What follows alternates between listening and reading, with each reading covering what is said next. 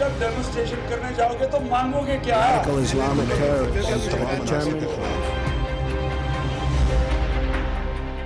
America से सिफारती जंग लड़ने से पहले सिफारतकार आपस में लड़ पड़े। बासित के खत ने अमेरिका में तैनात पाकिस्तानी सफीर की अहलियत पर सवाल उठा दिए। कोई खत की तस्दीक या तरदीद को तैयार नहीं। वजारत खारजा की साख खराब हो रही है।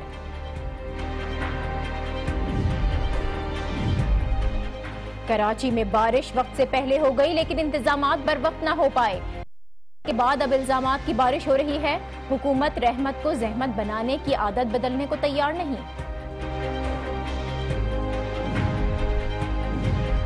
मरदमशुमारी के नताइज पर नाराज MQM ईद के बाद सड़कों है, लेकिन महकमा शुमारियात टस से मस होने को तैयार नहीं। अपने मौक़िफ़ पर डटा हुआ है। मामला किसी सूरत हल होता दिखाई नहीं दे रहा।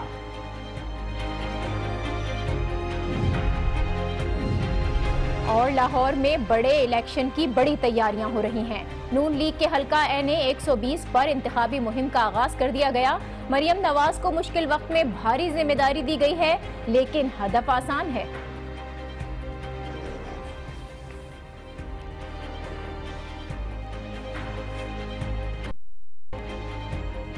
अस्सलाम वालेकुम, आप देख रहे हैं न्यूज़ आवर विद नाजिया और मैं हूं नाजिया अशरफ। ऐसे हालात में जब अमेरिका की नई अफगान पॉलिसी के ऐलान के बाद पाक अमेरिका ताल्लुकात टेंस हैं, रोजाना की बुनियाद पर ही अमेरिका की जानिब से धमकियां आ रही हैं। पाकिस्तान एहतजाज भी कर रहा है। हमने अमेरिकी नुमाइंदा खुसूसी एलिस वेल्स की मेज़बानी से माजरत की थी, और जिसके बाद आज वफाकी काबीना में सारे मामले पर मुशावरत भी होनी है।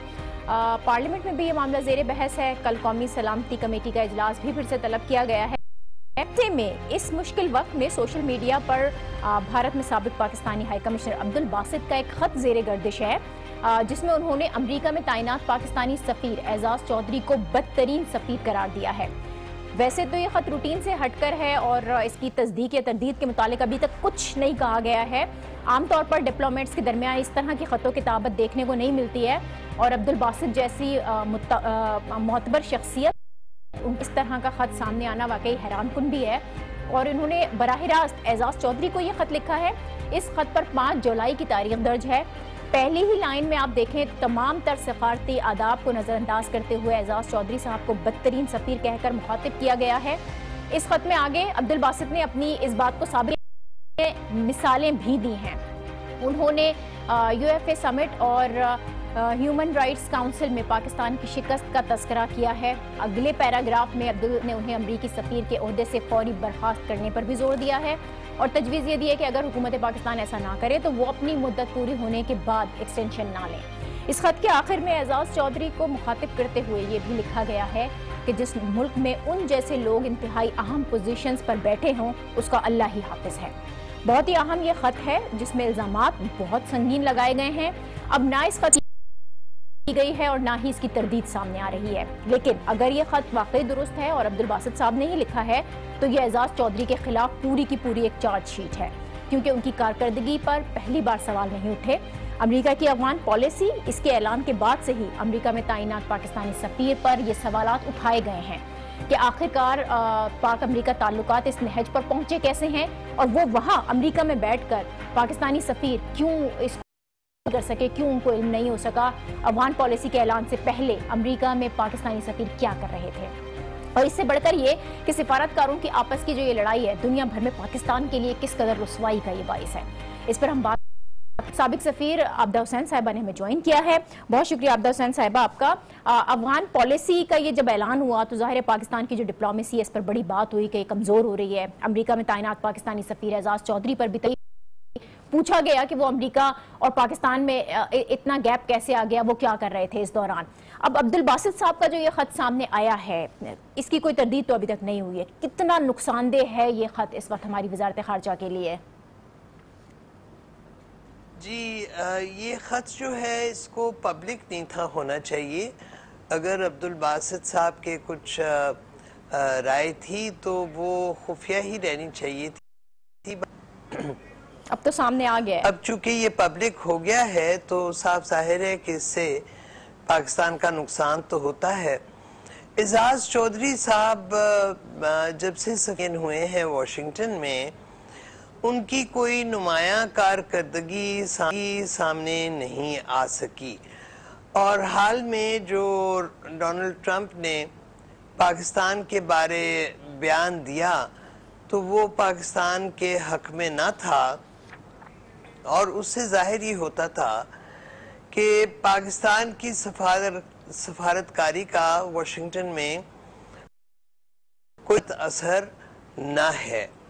तो एजाज चौधरी साहब को चाहिए कि वो अपने आप को ज़्यादा मुतहर्रिक करें और अमेरिकन हकाम के साथ पाकिस्तान का मौक़िफ़ जो है उसको मज़ीद वाज़ेह करें। एजाज चौधरी को जितना मुतहर्रिक होना चाहिए था वो नहीं थे। अब किस कदर नुकसान पहुंचेगा, उनकी रेपुटेशन का मामला है, बहुत ही अहम ओहदे पर वो बैठे हुए हैं।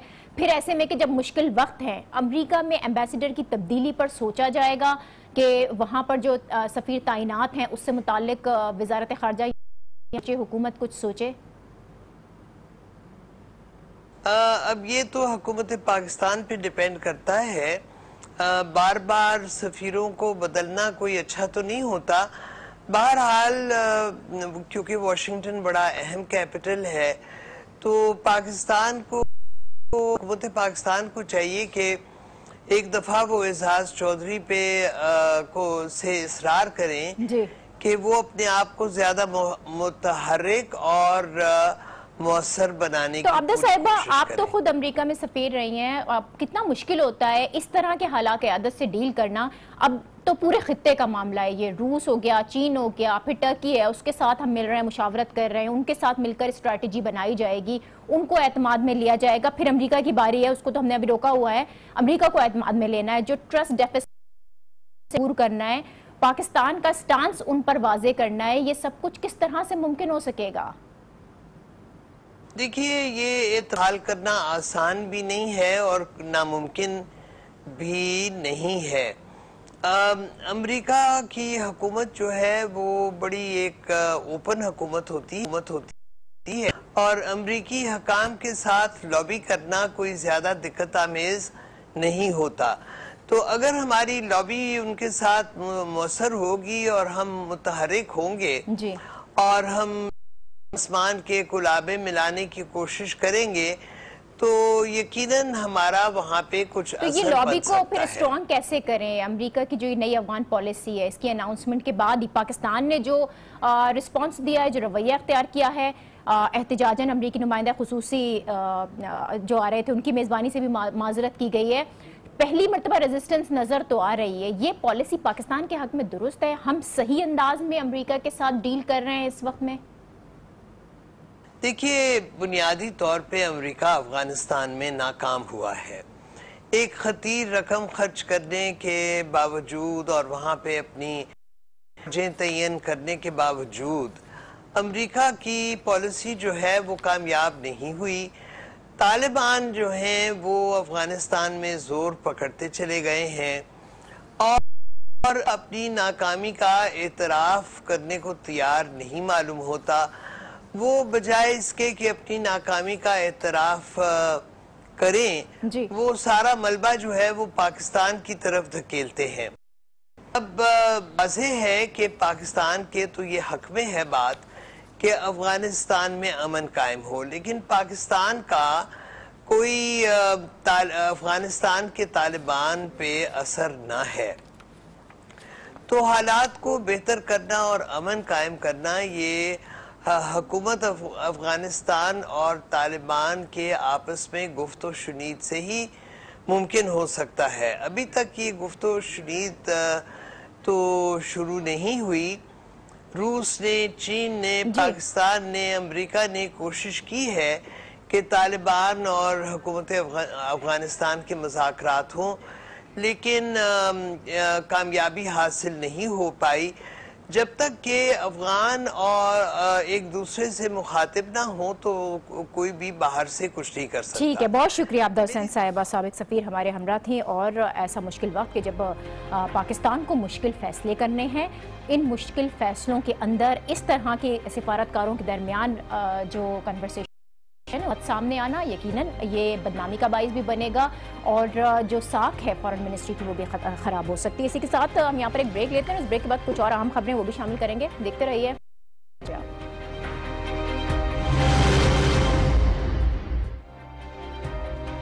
NA 120 सबसे अहम मार्का बना हुआ है।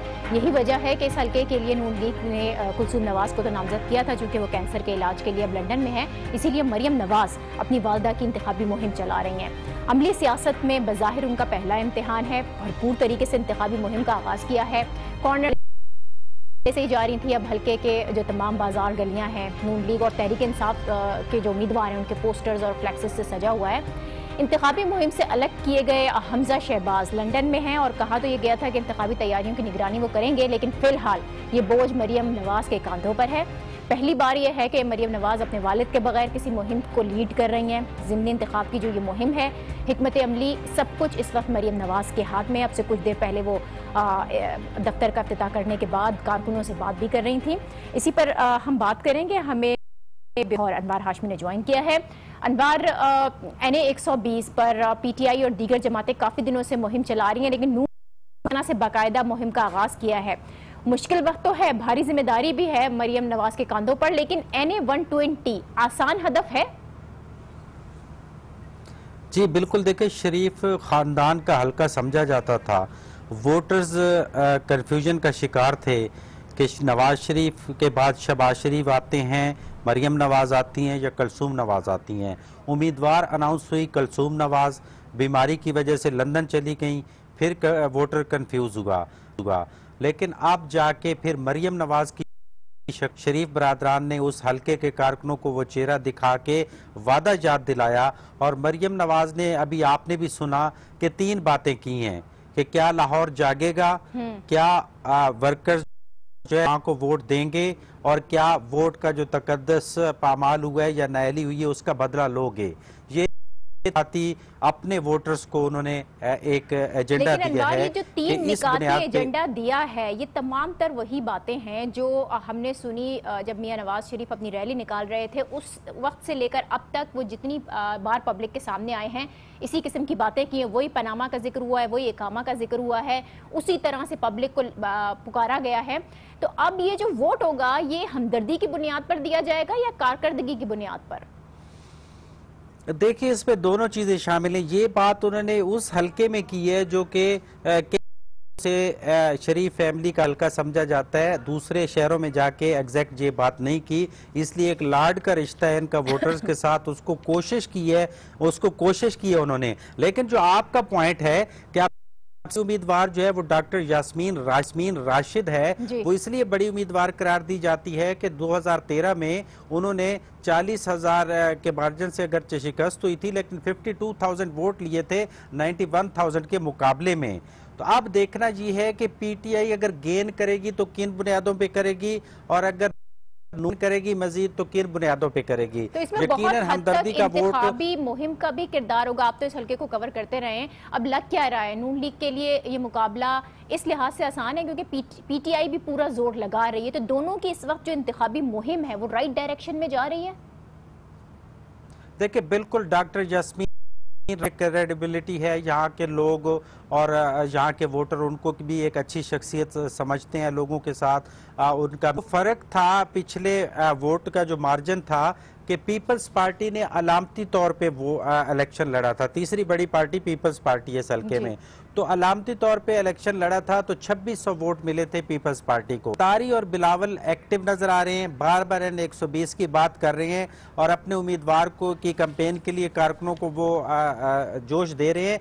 तो अगर पीपल्स पार्टी थोड़ा सा भी अपना वोट वापस लेने में कामयाब हो गई और अगर 10 से 15 हज़ार के मार्जिन से भी वोट ले गई तो उसका नुकसान PTI को होगा, क्योंकि PTI ने वही गैप कवर किया था जो पीपल्स पार्टी ने छोड़ा था। बाकी छोटी जमातें, जमात इस्लामी है वो अपना वोट लेगी 1000-1500, मिली मुस्लिम लीग आ गई है, एक मकतबे फिक्र का उम्मीदवार है, वो अब अपने वोट ले लेगा। और इसी तरीके से जितनी हिम्मत डॉक्टर यास्मीन राशिद करेंगी पिछला मार्जिन बढ़ाने में, उतना अगर पीपल्स पार्टी वापस ले गई तो फिर सूरत होगी जो 2013 में। ठीक है, बहुत शुक्रिया अनवार हाशमी हमारे हमरा मौजूद थे। और NA 120 एक बड़ा मार्का है, जाहिर है उसके ऊपर जो जंग है वो भी बहुत बड़ी लड़ी जा रही है। अगली स्टोरी की तरफ चलेंगे और बात करेंगे सेंसस की। अपोजिशन जमातें के नताइज को पहले ही मुस्तरद कर चुकी हैं और अब MQM पाकिस्तान ने इस मामले पर सड़कों पर निकलने का ऐलान आज किया है। 10 सितंबर का दिन तय हुआ है, मज़ार-ए-कायद पर धरना दिया जाएगा। फारूक सत्तार ने इस हवाले से आज बड़ी जज्बाती प्रेस कॉन्फ्रेंस भी की। वो क्या कह रहे थे आपको सुनवाते हैं। पहले 60% का इजाफा, लाहौर की आबादी 116% का है। गजब ढायो हो आसिफ बाजवा कि ये साजिश है, ना इंसाफी, धांधली, इसे बंद करें। मैं chief of the army staff general Qamar Bajwa साहब, आसिफ बाजवा ने तो हमारा बेड़ा गर्क कर दिया, लेकिन कमर बाजवा साहब अब आप हमारी इस SOS कॉल को सितंबर बरोज इतवार मुजाहरे की सूरत में मज़ारे कायद पर मुनक्कद करने का फैसला किया है। फारूक सत्तार के इल्ज़ामात संगीन है, लेकिन मरदमशुमारी पर यह तहफ़्फ़ुज़ात सिर्फ MQM के नहीं है, PSP और जमात इस्लामी का भी यही मौक़िफ़ है। तो अब हम बात करेंगे, हमें PSP के रहनुमा अनीस एडवोकेट साहब ने ज्वाइन किया है। बहुत शुक्रिया अनीस एडवोकेट साहब आपका। MQM ने तो मरदमशुमारी के जो उसके खिलाफ सड़कों पर आने का ऐलान कर सितंबर को एहतजाज करने ये जा रहे हैं। तमाम जमातों को दावत दी है उन्होंने। क्या आप लोग इस एहतजाज का हिस्सा बनेंगे, क्योंकि एतराज़ात तो आपको भी हैं? जी शुक्रिया नाजिया। देखिए, हमने अपनी प्रेस कॉन्फ्रेंस में भी कहा, ऐसे हम हर कोई भी सियासी जमात जो इस नाइंसाफी पर और सिंध की मरदमशुमारी को जिस तरीके से कम दिखाया गया है और इससे पाकिस्तान से एक तरीके से दुश्मनी जाहिर होती है, मुल्क से दुश्मनी जाहिर करने की है, तो अगर कोई भी सियासी जमात इसके लिए एहतजाज करती है, इक़दाम करती है, कानूनी और आईनी रास्ता इख्तियार करती है, और तो पाक ज़मीन पार्टी उसकी मुकम्मल तौर पर हिमायत करती है। और हम समझते हैं कि कराची की आबादी को, खुसूसन की आबादी को दानिस्ता तौर पर जिस तरीके से कम दिखाया गया है, उससे जिसने भी ये कोशिश की है उसने पाकिस्तान की खिदमत नहीं की है, बल्कि पाकिस्तान में बसने वाले लोगों को आपस में लड़ाने की कोशिश की है। लेकिन ये कोशिश क्यों की गई है अनीस एडवोकेट साहब? अब ऑपोजिशन जमातों के एतराज़ात तो अपनी जगह है, लेकिन महकमा शुमारियात तो मान ही नहीं रहा, उसने तो सारे एतराज़ात मुस्तरद कर दिए हैं। वो तो ये कहते हैं कि एक एक फर्द की तस्दीक की गई है, तो ऐसी सूरत हाल में फिर मसला निकलेगा। देखें, ये इस्लामाबाद में बैठी हुई ब्यूरोक्रेसी यकीनन इस वक्त नून लीग की हुकूमत है, और नून लीग इस वक्त पाकिस्तान को खलफिशार की तरफ धकेलना चाहती है। ब्यूरोक्रेसी के वो अफराद जो नून लीग से ताल्लुक रखते हैं, उसके वफादार हैं, ये उनके एमा पर ये धांधली की गई है। यही वजह है कि हमने आर्मी चीफ को भी इस बारे में मुतवज्जो किया है। माजी के अंदर भी सेंसस हो रही थी, उस वक्त भी हमने आर्मी चीफ को अपने खदशात का इजहार किया था। और लेकिन आप जो ये नून लीग पर इल्जाम लगा रहे हैं कि नून लीग की इमा पर ये किया गया, नून लीग को इससे फायदा क्या पहुंचेगा? नून लीग को फायदा इसलिए पहुंचेगा कि वो चाहते हैं कि एक सूबा डोमिनेट करे और दूसरे सूबे उसके जेर दस्त रहें। तो इस किस्म की कोशिश जो है ना, वो पाकिस्तान के मफाद में नहीं है। हमें इसमें कोई एतराज नहीं है कि लाहौर की आबादी बढ़ी है, हमें इसमें कोई एतराज नहीं है। अगर जेन्युइन तरीके से बढ़ी है तो अच्छी बात है, लेकिन दूसरे सूबों की, दूसरे शहरों की, जो पाकिस्तान का सबसे बड़ा शहर है, उसके अंदर वो तमाम हर किस्म के लोग यहाँ पे आबाद है, यहाँ पे आती है, माइग्रेट करके आती है, और दुनिया के बड़े बड़े इदारे इस बात की तस्दीक कर रहे हैं कि कराची की आबादी 2.5 करोड़ से ज्यादा पहुंच चुकी है, और उसको एकदम नजरअंदाज किया जाना और उसको एकदम लाकर 1.5 करोड़ के ऊपर लाकर उसको रोक देना, ये पाकिस्तान की खिदमत नहीं है। अनीस साहब, इसमें कोई स्ट्रेटेजी तय की है, कोई कानूनी रास्ता इख्तियार किया जाएगा? जी बिल्कुल, हमने ये अपने नेशनल काउंसिल और मरकजी कमेटी के इजलास में ये तय किया है कि हम सेमिनार इलेक्शन इसके बकरीद के बाद सेमिनार मुनक़िद करेंगे, छोटे बड़े मुजाहरे करेंगे, आवाम में जाएंगे, आवाम में अवेयरनेस है, और सुप्रीम कोर्ट का दरवाजा खटखटाएंगे, क्योंकि ये सेंसस सुप्रीम कोर्ट की हुक्म के तहत की गई थी। और हमने खतूत लिखे हैं आर्मी चीफ को, सेंसस कमिश्नर को और चीफ जस्टिस ऑफ पाकिस्तान को, उनकी तवज्जो भी इस तरफ के इस नाइंसाफी का फौरी तौर पे अजाला किया जाए और इस नाइंसाफी करने वालों के हाथों को रोका जाए। ठीक है, बहुत शुक्रिया अनीस एडवोकेट साहब, PSP के रहनुमा। और मरदमशुमारी जो कि 19 साल के बाद हुई थी, बड़ा ही अफसोसनाक ये पहलू है उसका कि इतने सालों के बाद होने वाली ये मेहनत ज़ाया होती नजर आ रही है, क्योंकि हर तरफ से एतराज़ात हैं। कोई इसको मुस्तरद कर रहा है और इसके खिलाफ अब एहतजाज का सिलसिला भी शुरू होने वाला है। इसी के साथ आज के इस प्रोग्राम से मुझे दीजिए इजाज़त। कल आपसे फिर मुलाकात होती है। अल्लाह हाफिज़।